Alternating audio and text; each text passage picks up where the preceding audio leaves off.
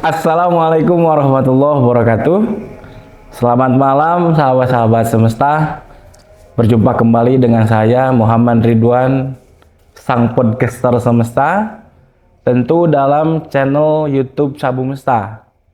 Nah, sebelum lanjut pada persoalan-persoalan yang lebih urgen, setidaknya saya akan sedikit mengajak sahabat-sahabat semua, penonton setia YouTube channel Sabu Mesta, agar tetap stay di channel ini, karena ke depan channel ini akan ada program baru, yaitu Podcast Semesta. Di Podcast Semesta ini insya Allah saya akan menemani sahabat-sahabat semua dalam mengarungi seluruh ataupun mengarungi isu-isu yang hari ini sedang tren di Kabupaten Cianjur khususnya, mungkin umumnya di seluruh Indonesia ini. Nah, pada malam hari di episode pertama ini, kebetulan saya tidak sendirian. Saya ditemani oleh sahabat saya sendiri, sosok motivator, seorang pemuda yang mempunyai kans gerakan di Kabupaten Cianjur. Beliau adalah sahabat Muhammad Diki Faisal. Sehat, Pak Diki? Alhamdulillah, sehat. Sebelum lebih mengenal beliau, saya akan sedikit memperkenalkan beliau. Jadi beliau ini, sahabat-sahabat, adalah salah satu mantan ketua umum di OKP Kemahasiswaan, yakni di OKP Kemahasiswaan itu PMI kalau tidak salah ya Pak ya. Di Pergerakan Mahasiswa Islam Indonesia Kabupaten Cianjur tahun 2019. Waktu Covid kan? Waktu Covid ya. Jadi beliau ini pernah menjabat sebagai ketua umum. Tentu pengalaman beliau sebagai ketua umum pada saat itu sangat begitu banyak, dan kita harus banyak belajar dari beliau. Tentu ini adalah motivasi bagi kita semua selaku pemuda di masa yang akan datang, bagaimana kita mengisi ruang-ruang tertentu di Kabupaten Cianjur. Untuk lebih jauhnya, kita akan tanya-tanya beliau, mulai dari pekerjaannya hari ini apa, terus pendapat-pendapat pemikiran beliau tentang bagaimana peran dan fungsi pemuda di era-era hari ini itu seperti apa. Bagaimana Pak Diki? Sehat? Sehat. Tadi sudah dijawab. Oh, sudah jawab. Tanya lagi. Jadi gempur. Sehat. Pak Diki, sekarang sibuk apa Pak? Sekarang sibuk puasa paling bulan. Alhamdulillah. Ini motivasi untuk kita ya. Karena hari ini banyak pemuda-pemuda tersesat ya. Tersesat. Emang saya tersesat. Oh gitu. Cuman tersesat ke jalan yang benar.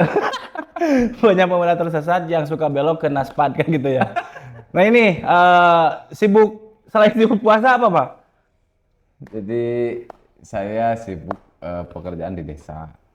Jadi apa di desa? Kepala desa? Bukan. Oh, bukan. Saya sekretaris desa. Mantap. Sekdes berarti ya? Sekdes. Itu juga aktif paling ngopi sama teman-teman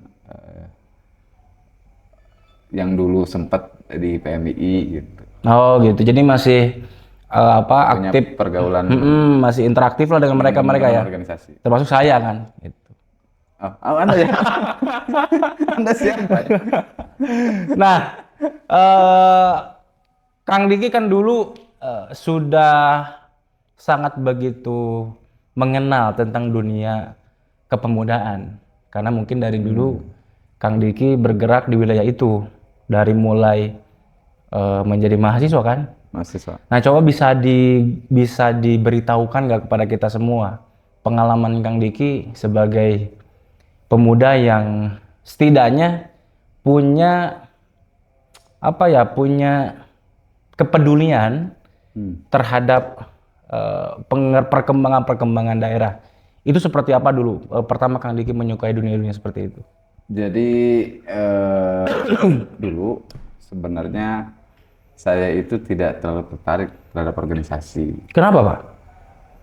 Hanya mungkin itu tadi yang kemudian saya sampaikan, bahwa kalau harus dijudulkan, saya itu tersesat ke jalan yang benar. Oh gitu. Begitu.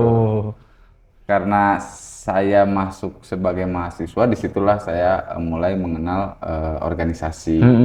Karena pengalaman pertama berorganisasi saya itu secara organisasi yang benar-benar saya pelajari ya, saya berawal dari Pergerakan Mahasiswa Islam Indonesia. PMI itu. Dari PMI. Nah, Tahun berapa Pak?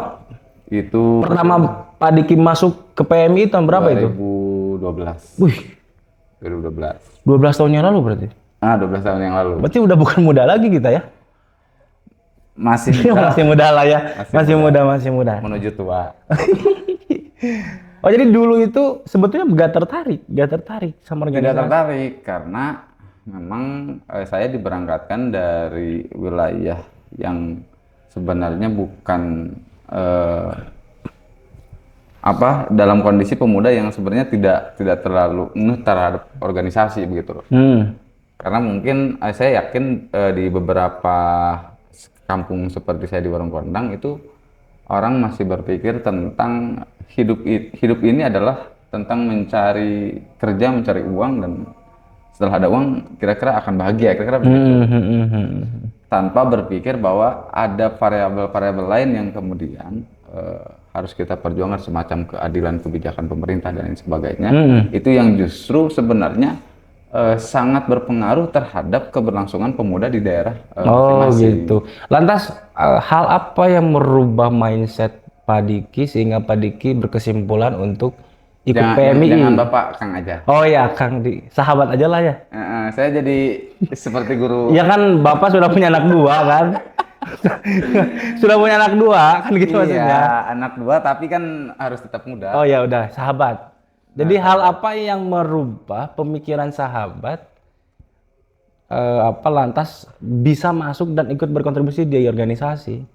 Ya itu yang tadi saya sampaikan, bahwa ternyata hidup kita ini bukan ditentukan oleh kita saja begitu, tapi ditentukan oleh variabel-variabel lain. Semacam kenapa sih ada pemerintahan? Kenapa sih terbangun struktur pemerintahan itu untuk apa? Salah satunya kan untuk memastikan bahwa siklus sosial ini harus berjalan. Ketika ada si miskin, dengan kebijakan pemerintah yang tepat, saya rasa itu sangat membantu sekali. Kalau hari ini pemuda hanya berpikir tentang dirinya sendiri, lalu politik dikesampingkan, pemerintah, kebijakan pemerintah tidak dikawal, saya rasa itu laun lambat akan menjadi lambat laun, Pak. Nah, lambat laun. Lambat laun ya. Laun lambat itu justru akan merusak mimpi pemuda yang berpikiran secara personal itu. Gitu. Yang pada akhirnya saya berpikir bahwa ternyata penting sekali berorganisasi. Sehingga saya memastikan dan mengikuti PMI pada waktu itu.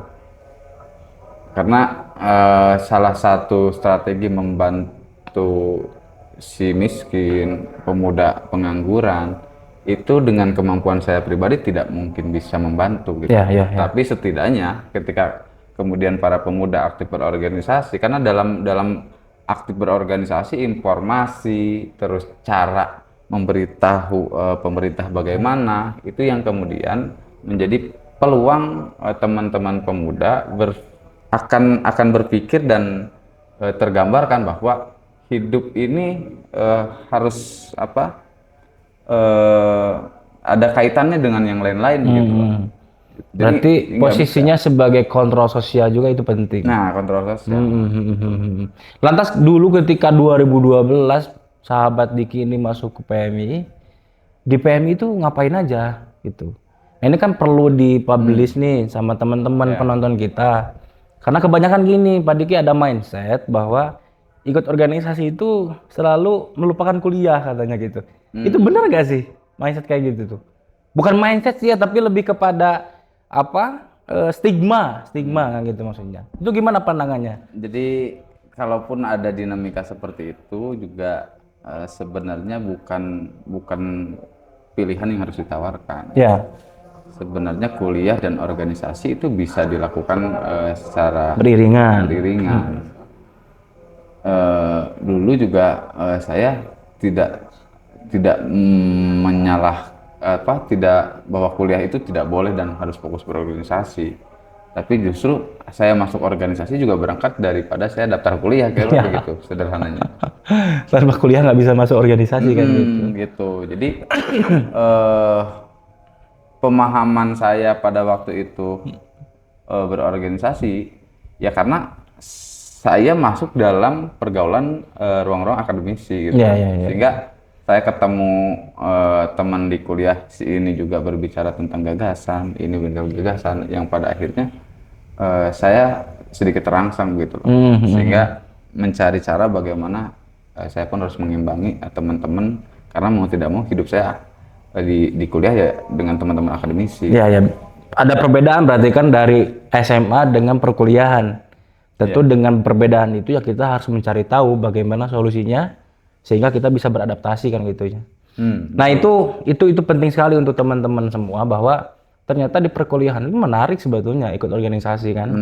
Menarik sekali. Nah artinya gini, kalau sedikit kita bergeser pada definisi organisasi, bahwa organisasi itu adalah sekumpulan orang-orang yang berbeda-beda tapi memiliki tujuan yang sama. Dulu di PMI ini, selain dari tadi berbicara diskusi, gagasan dan lain sebagainya, ada nggak gerakan-gerakan yang memang ini melibatkan masyarakat banyak? Ada nggak gerakan-gerakan yang melibatkan ya kepentingan masyarakat umum lah? Ada nggak dulu Kang Diki pernah melakukan itu nggak? Mungkin atas dasar saya digojok di organisasi juga salah satu tugas akademik kan ada juga yang namanya KKN ya. Oh itu kuliah kerja nongkrong. Kuliah kerja nyata. Itu jadi memang secara pemahaman, secara kontrol sosial itu memang adanya di PMI saya dapatkan, karena di PMI juga kita diberikan keleluasaan, kebebasan dalam mencari referensi buku apa saja kira-kira sehingga itu yang kemudian mengakumulasikan pemikiran bahwa peran-peran kita terhadap sosial itu harus ada. Persoalan organisasi pemuda yang mau berorganisasi dan tidak, itu sebenarnya juga mungkin tanpa disadari semua orang berorganisasi. Kalau kemudian definisinya organisasi adalah dua orang atau lebih yang memiliki tujuan yang sama. Semacam kita di rumah juga dengan orang tua kita, dengan kakak, mungkin adik-adik kita, itu merupakan bagian daripada organisasi. Ketika teman-teman di kampung-kampung berbicara tentang remaja masjid, memakmurkan masjid, itu juga berorganisasi. Hanya mungkin itu lebih spesifik terhadap isu-isu yang lebih lokal, kira-kira begitu. Jadi sebenarnya tinggal memantapkan begitu loh, bagaimana teman-teman memahami organisasi lebih dalam ruang yang besar, yang kemudian itu juga akan memastikan suatu kondisi yang lebih baik dalam skala besar begitu loh. Karena kalaupun misalkan Cianjur ini juga kabupaten yang identik dengan Islam, juga agama Islam juga sudah menyampaikan itu gitu loh, bahwa ada dalam salah satu surat Al-Qur'an firman Allah Subhanahu wa taala, innallaha yuhibbul ladzina yuqatiluna sabilillah saffan kanahum bunyanun marsusun. Artinya sesungguhnya Allah juga mencintai orang-orang yang berjihad di jalan Allah, yang tersusun dan terorganisir gitu loh. Jadi Kabupaten Cianjur yang baik itu yang akan kemudian membuat peluang-peluang dan potensi-potensi pemuda juga akan lebih baik gitu loh. Jadi pada akhirnya pemahaman saya di PMI yang seperti itu yang kemudian dimanapun teman-teman PMI ditempatkan, mau pulang kampung dan sebagainya, itu akan punya pemahaman ke situ dan punya gerakan ke situ. Sehingga saya pun sampai hari ini mungkin ada sebagian teman-teman bahwa saya kerja di desa, artinya saya turun grade gitu loh. Yang asalnya jadi ketua umum PMI Kabupaten Cianjur, saya harus fokus di desa. Justru bagi saya ruang pengabdian itu tidak bisa disegmentasikan. Bahkan dimanapun kita hidup harus ada pengabdian di sana ya. Harus ada pengabdian di situ gitu loh. Bahkan beberapa pendapat kan bahwa orientasi pendidikan itu tidak muluk-muluk sebenarnya. Bahwa kalau kita dari kampung, kita sekolah, digojok di sekolah, seharusnya kita itu kembali ke kampung dan merubah kampung lebih baik. Ya. Kalau semua orang seperti itu kan artinya semua kampung akan lebih baik. Karena hampir semua masyarakat Indonesia ini melakukan pendidikan gitu. Ya, walaupun ya, ya. tingkat SD, SMP, SMA. Gitu. Sangat begitu menginspirasi ya. Wah, masa? Ternyata memang kompleksitas gerakan pemuda itu memang sangat begitu banyak gitu, bahwa kita tidak pernah memungkiri bahwa peran pemuda itu penting ternyata dalam mengaktualisasi perkembangan di daerahnya masing-masing. Yeah. Nah, tentu di PMI dulu Kang Diki. Di PMI dulu ketika Kang Diki menjabat sebagai Ketua Umum Cabang PMI Kabupaten Cianjur, tentu ini banyak tantangan ya. Kalau tidak salah dulu pun itu pada masa COVID kalau tidak salah. Ya. COVID kan, COVID. Pada masa COVID. Banyak masalah kalau tidak salah ya. Tapi hikmah dari perjalanan itu apa yang hari ini bisa Kang Diki simpulkan dari perjalanan itu? Ya itu sebenarnya semua masalah pun ada solusinya.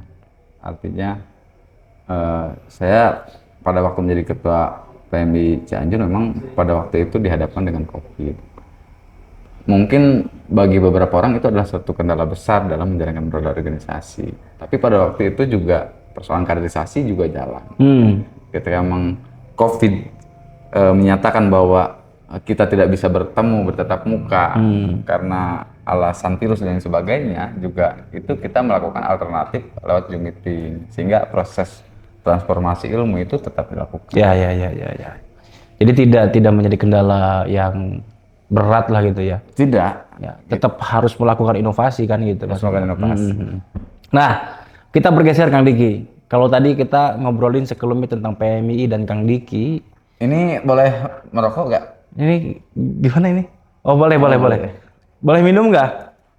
Ya sponsor mana nih teh? Ya kita kotak ini mohon di Nah sambil santai Kang Diki. Santai. Bahwa kita tahu bahwa hari ini secara geografis Kabupaten Cianjur itu salah satu kabupaten yang sangat begitu subur secara agrikultur kan, secara pertanian dan sebagainya. Tapi kebanyakan hari ini pemuda itu merasa pesimis bahwa dia tidak mau terlibat dalam aktivitas-aktivitas yang pada dasarnya itu berkaitan dengan pengembangan potensi gitu loh. Yeah. Apalagi yang berkaitan dengan potensi daerahnya itu sendiri gitu loh. Entah itu potensinya di pertanian, di pengusaha, pendidikan dan lain sebagainya. Sehingga ketika dianalisa, menurut Kang Diki, masalahnya itu ada di mana sebetulnya? Ya, memang sebelum saya masuk PMI juga kayaknya saya masuk dalam salah satu orang yang seperti itu. Salah satu orang yang seperti itu. Bahwa kenapa ya? Bahwa kita itu pernah diajarkan lebih baik menunduk daripada apa lebih baik apa? Menunduk. Pernah digambarkan filosofi padi begitu loh. Oh. Bahwa menunduk itu adalah suatu menyala abangku. Kalau bahasa ininya kan kadang-kadang orang Sunda itu nggak salah apa-apa pasti nyebut punten wae aja kira-kira gitu. Sehingga proses mengeluarkan potensi ataupun berargumentasi tentang kebenaran itu malu. Bisa jadi malu juga. Yang selanjutnya persoalan namanya bahasa Sunda tepede lah gitu. Kagok, tepede dan sebagainya gitu. Karena memang jati diri, kepercayaan diri itu saya temukan di PMI gitu.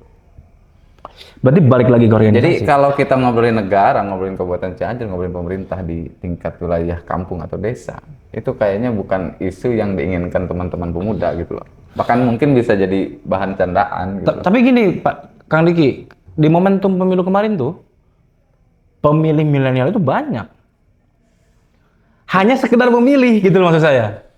Iya. Tapi tidak ikut terlibat berpartisipasi secara teknis gitu loh. Maksud saya kalau di ruang politik semacam pemilihan itu memang minatnya juga bagus. Ya, tapi hanya sekedar memilih kan. Pemahaman politik yang kemudian seharusnya itu menjadi gerakan teman-teman pemuda. Ini yang kadang-kadang nggak ada di wilayah kampung-kampung di Kabupaten Cianjur gitu loh. Dan Jadi kebanyakan dominasi masih didominasi oleh para orang tua gitu. Ya bahkan orang tua pun kadang-kadang sudah pesimis dengan politik gitu loh. Bahkan terkadang menyepelekan pemuda gitu. Menjalankan pemuda gitu loh.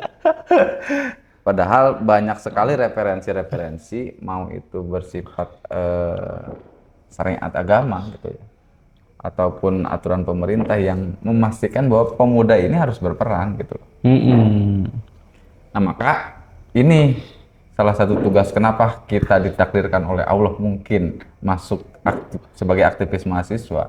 Tentunya bukan kemudian kita duduk di organisasi itu saja gitu. Justru tujuan organisasi mahasiswa rata-rata kembali lagi untuk bagaimana mencerdaskan kehidupan bangsa dan negara. Berarti kalau konteksnya seperti itu, di organisasi itu sebetulnya ruang untuk pengaplikasian. Ruang belajar dan ruang untuk mengaplikasikan. Ya. Ruang belajar untuk mengaplikasikan. Objeknya masyarakat. Objeknya juga masyarakat. Pada akhirnya kembali ke masyarakat. Bahwa kebodohan itu kan salah satu tugas teman-teman aktivis mahasiswa. Memberantas kebodohan dan sebagainya. Dulu saya itu ketika sebelum masuk organisasi, ketika ada musyawarah di kampung, kayaknya nggak sopan kalau saya berbicara gitu. Kagok. Saat tokoh-tokoh sedang berkumpul, kita pemuda berbicara kayaknya kurang sopan. Nah artinya kan di sisi lain itu menghargai tokoh dalam berbicara, baik. Tapi ketika pendapat pemuda tidak dikeluarkan, justru itu tidak baik juga. Ya. Gitu loh. Nah, sehingga perlunya gerakan bagaimana pemuda ini berani bertindak. Karena di organisasi juga saya diajarkan bahwa salah itu baik gitu loh. Salah itu baik? Salah itu baik gitu loh. Maksudnya gimana? Karena dari kesalahan ke kesalahan, seseorang itu akan menemukan kebenaran gitu. Subhanallah. Paham nggak? Saya seperti ngobrol sama ulama ini. Tapi benar-benar jadi kesan salah ya memang harus begitu karena bahwa hari ini juga negara Indonesia akan dihadapkan dengan Indonesia emas, di mana nanti yang hidup di yang Indonesia mengisi ini lah gitunya, yang mengisi adalah pemuda gitu. Artinya semakin pemuda hari ini percaya diri dengan pemikirannya, dengan gerakannya, maka Indonesia emas itu bisa disambut dengan baik begitu. Dan dipastikan di 2045 itu Indonesia lebih baik. Tapi kalaupun sumber daya manusianya hari ini masih kaku, pesimis, dipastikan 2045 dalam fase Indonesia emas juga ini tidak akan termanfaatkan secara maksimal. Ya. Jadi masa depan bangsa tergantung bagaimana hari ini pemudanya kan gitu. Iya. Nah ini perlu digarisbawahi oleh sahabat-sahabat semesta bahwa ternyata tugas kita itu ya kita lah, karena saya pun masih pemuda kan. Saya masih 25 tahun ini kan. Masih pemuda, tentu kita pun masih banyak hal yang mesti dilakukan. Nah, Kang Diki, Cianjur nih.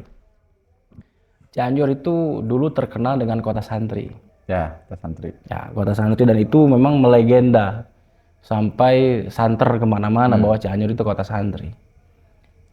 Kira-kira hari ini, menurut Kang Diki, hal itu masih melekat nggak dengan Cianjur itu sendiri? Itu yang jawab harusnya Kementerian Agama.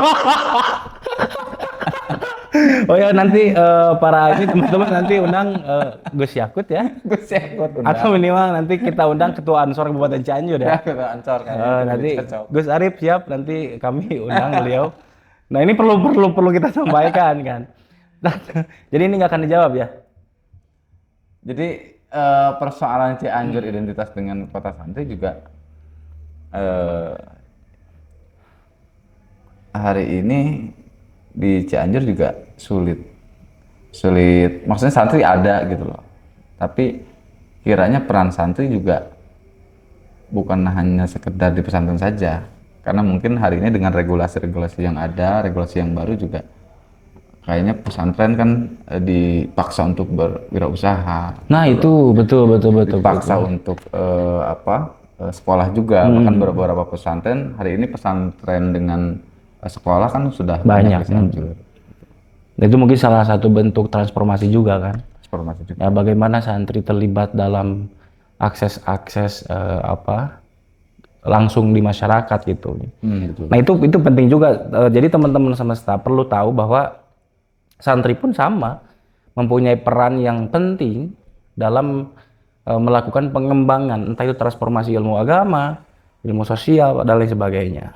Artinya bahwa kita semua punya peran masing-masing di ranahnya masing-masing. Nah, Kang Diki, selama dulu menjabat sebagai Ketua Umum Cabang PMI Kabupaten Cianjur, kira-kira ini, sebentar, saya mau tanya dulu. Dulu di PMI digaji? Enggak. Jadi PMI itu adalah organisasi Ya. kemahasiswaan yang memang tidak memiliki anggaran tetap. Gitu. Loh. Sehingga perlunya sumber daya manusia yang kreatif, yang inovatif, bagaimanapun kondisinya, maka proses transformasi ilmu ini harus berjalan. Gerakan ini harus berjalan. Berarti fokusnya itu bukan pada persoalan keuangan dan sebagainya, bukan? Bukan. Tapi pada persoalan gerakan sosial. Oh, gitu. Gerakan sosial. Ini bagus ini. Jadi tidak digaji tapi terus melakukan aktivitas sosial. Iya, begitu. Terus dalam agenda-agenda itu kita pakai uang dari mana itu? Ya, itu biasanya kadang-kadang semacam kita mengadakan satu kegiatan. Sponsor. Kalau harus ada konsumsi, itu biasanya kita sebagai pengurus juga udunan gitu loh. Kadang ada yang 10.000 gitu. Kadang ada yang udunnya beras, sayuran, dan sehingga itu yang kemudian meminimalisir anggaran. Selebihnya juga kita punya senior PMI, mantan PMI yang dulu yang kemudian kadang-kadang ikut berpartisipasi juga gitu. Jadi diajarkan untuk melakukan sesuatu bersama-sama ya? Bersama-sama. Jadi di situ kan artinya kita ditekan bahwa dengan tidak ada anggaran tetap, bahwa semangat dan gerakan kita harus tetap berjalan. Karena mau tidak mau bahwa itu yang kemudian diajarkan oleh tokoh-tokoh atau founding father kita dulu, bahwa kemerdekaan kita ini juga dalam merebut kemerdekaan dari penjajah juga tidak diembel-embeli dengan uang gitu loh. Bahkan nyawa saja diberikan gitu loh. Artinya itu menjadi cerminan kita bahwa kalau hanya urusan uang, kayaknya kalau dibandingkan dengan pejuang-pejuang dulu itu sangat kecil sekali begitu. Ya. Sehingga salah satu tugas kita adalah meneruskan spirit perjuangan, nilai-nilai yang sudah para pejuang-pejuang dulu dilakukan gitu loh. Ya, minimal hari ini kita memanjangkan gerakan dan pemikirannya pejuang-pejuang dulu. Jadi di PMI juga kita ditekankan seperti itu. Jadi setiap kegiatan itu memang tidak ada anggaran tetap itu? Tidak. Urunan, dikasih senior dan sebagainya? Tidak. Gitu. Bahkan ngegade barang kan gitu. Ya, itu dinamika. Tapi kenapa hal itu dilakukan? Apa sih yang menjadi pertimbangannya gitu, Kang Diki? Ya, Kak, kenapa kemudian itu menjadi keyakinan kita dalam melakukan itu? Karena kita berharap bahwa bangsa ini lebih baik gitu loh. Salah satu variabel bangsa ini lebih baik adalah dengan sumber daya manusia yang tidak malas gitu loh. Manja. Tidak pesimis gitu loh. Bahwa proses perbaikan dan gerakan itu harus tetap dilakukan dengan segala kondisi begitu. Jadi kalaupun dengan kondisi yang tidak serba ada, tetap gerakan aktivitas itu harus tetap jalan. Harus tetap jalan begitu loh. Karena kalau kita tergantung terhadap materi, banyak sekali ketika saya menjabat ketua PMI yang siap ngasih uang dengan embel-embel kepentingan politik. Gitu.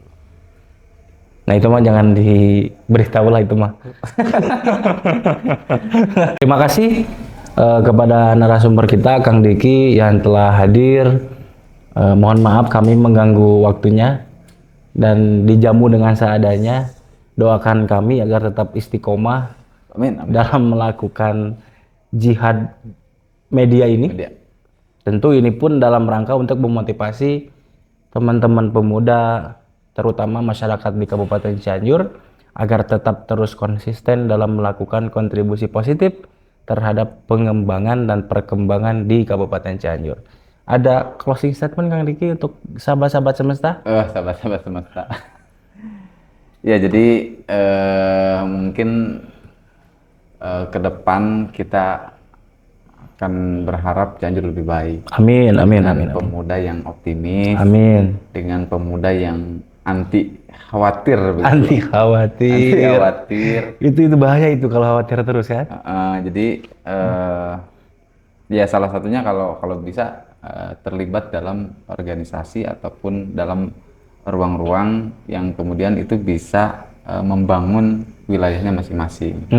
Salah satunya juga podcast seperti ini juga ini salah satu edukasi yang mungkin sedikit banyaknya bisa merubah mindset teman-teman. Jadi kalaupun misalkan hari ini teman-teman jenuh, seorang pemuda jenuh dengan aktivitasnya, mungkin teman-teman belum sadar bahwa masih banyak di dalam bangsa ini di Kabupaten Cianjur yang harus diperbaiki. Tidak harus gerakan besar, tapi gerakan personal yang cukup masif dan efektif. Gitu. Ya, mantap.